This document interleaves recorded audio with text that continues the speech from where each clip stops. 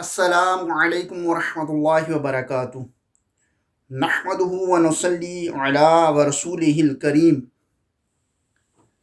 فاما بعد فاعوذ باللہ من الشیطان الرجیم بسم اللہ الرحمن الرحیم۔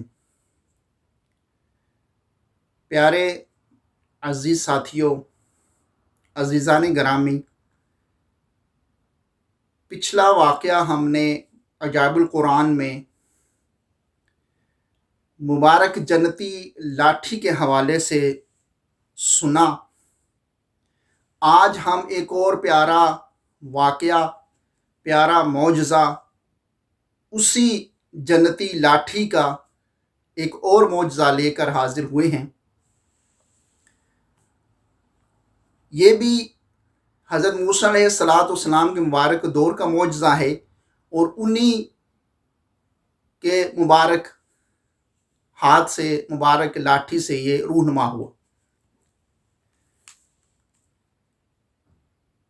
اصل میں جو بنی اسرائیل تھے نا، ان کا اصل وطن جو تھا وہ ملک شام تھا، لیکن حضرت یوسف علیہ السلام کے دور حکومت میں یہ لوگ مصر میں آ کر آباد ہو گئے۔ ملک شام پر قوم عمالقہ کا قبضہ ہو گیا، اور جو قوم عمالقہ ہے یہ بہت ہی ظالم اور بدترین قسم کے کفار میں سے تھے۔ جس وقت فرعون دریائے نیل میں غرق ہو گیا، اس کا نام و نشان دنیا سے مٹ گیا،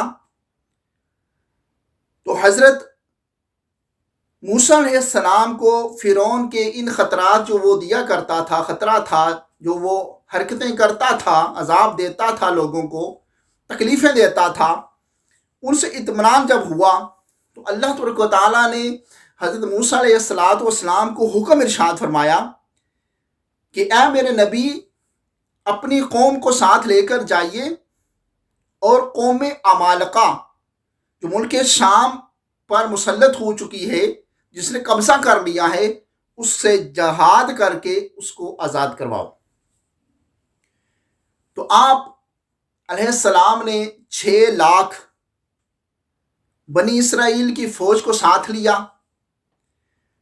اور جہاد کے لیے روانہ ہو گئے۔ جب ملک شام کی حدود میں پہنچے، ملک شام پہنچے، تو اس وقت قوم عمالقہ کا ڈر اور خوف بنی اسرائیل کو ایسا لاحق ہوا کہ انہوں نے جہاد کرنے سے، ان کے ساتھ لڑنے سے منہ پھیر لیا، نافرمانی اللہ تعالیٰ کی کر دی۔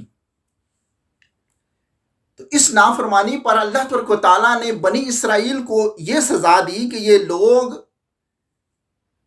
40 سال تک، 40 برس تک میدان طیہ میں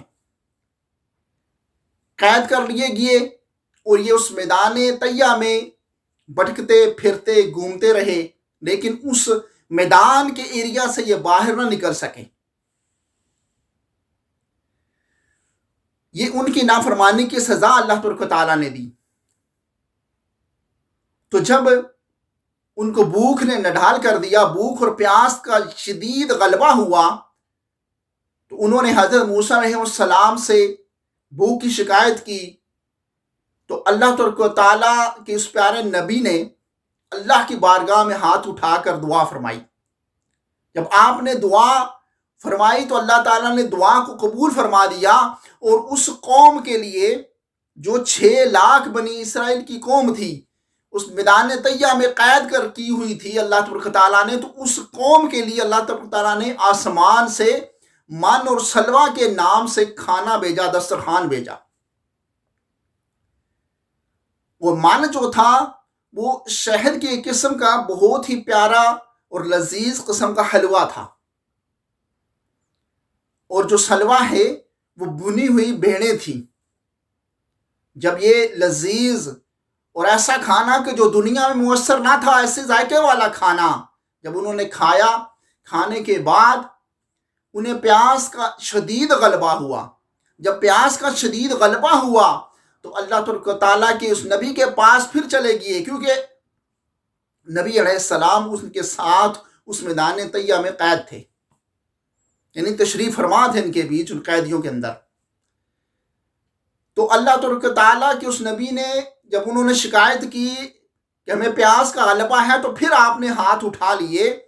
تو جب آپ نے ہاتھ اٹھائے، دعا کی، تو اللہ تبارک و تعالیٰ نے آپ کی دعا کو قبول فرمایا اور حکم ارشاد فرمایا کہ اے میرے نبی، اے موسیٰ علیہ السلام، آپ کے ہاتھ میں جو عصا مبارک ہے یہ اس پتھر پر ماریں.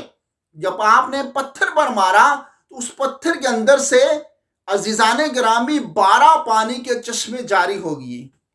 سبحان اللہ، کیا شان ہے میرے رب کی کہ ان پتھر سے ایک ہی پتھر میں 12 چشمے جاری ہو گئے. جب 12 چشمے جاری ہوئے تو معززان گرامی سب جو 12 خاندان تھے اس میدان طیہ کے اندر، تو ہر ایک نے اپنا اپنا گھاٹ یعنی اپنا اپنا چشمہ اس پر قبضہ کر لیا، اس کو لے لیا اور اپنے مویشیوں کو پانی پلاتے اور خود بھی پانی پیتے رہے. اور یہ سلسلہ 40 سال تک جاری رہا. تو میرے عزیزان گرامی، یہ حضرت موسیٰ علیہ السلام کا معجزہ تھا کہ جو اس مبارک جنتی لاٹھی یعنی عصا مبارک اور پتھر کے ذریعے ظہور میں آیا، رونما ہوا. تو اللہ تبارک و تعالیٰ نے اس واقعہ کو، اس معجزہ کو بڑے ہی پیارے انداز کے ساتھ اللہ تبارک و تعالیٰ نے قرآن پاک میں ارشاد فرمایا ہے. اللہ تبارک و تعالیٰ نے اسے اپنی مقدس کتاب کے اندر، قرآن پاک کے اندر پارہ 1 سورۃ البقرہ میں ارشاد فرمایا. اس کا ترجمہ کنز الایمان شریف میں ہے. فرمایا، اور جب موسیٰ علیہ السلام نے اپنی قوم کے لیے پانی مانگا تو ہم نے فرمایا اس پتھر پر اپنا عصا مبارک مارو. فوراً اس میں سے 12 چشمے بہہ نکلے. ہر گروہ نے اپنا گھاٹ پہچان لیا. تو پیارے اور محترم عزیزان گرامی، اس واقعہ سے، اس جنتی لاٹھی کے واقعہ سے، اس پتھر والے واقعہ سے، اس نبی علیہ السلام کے معجزہ سے یہ سبق ملتا ہے کہ اللہ تبارک و تعالیٰ اپنے نبیوں کی بات کبھی نہیں ٹالتا. جب وہ دعا کے لیے ہاتھ اٹھا دیں تو جن کے لیے ہاتھ اٹھائیں، چاہے وہ نافرمانی والے ہوں، چاہے وہ اللہ تعالیٰ کی حدود کو نہ پہچاننے والے ہوں، پھر بھی اللہ تبارک و تعالیٰ ان کی اپنے نبی کی دعا کی برکت سے ان کی مدد فرماتا ہے.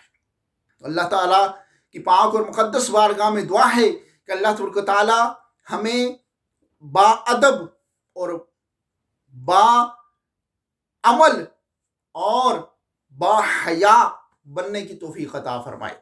اللہ تبارک و تعالیٰ ہمیں اپنے اولیاء کرام کا، اپنے نبیوں کا، اللہ تبارک و تعالیٰ ہمیں ادب اور احترام کرنے کی توفیق عطا فرمائے. آمین بجاہ نبی الامین صلی اللہ تعالیٰ علیہ وآلہ وسلم. اپنا خیال رکھیے. ملتے ہیں اگلے پروگرام میں انشاءاللہ عز و جل ایک پیارے اور میٹھے اور نئے واقعہ کے ساتھ.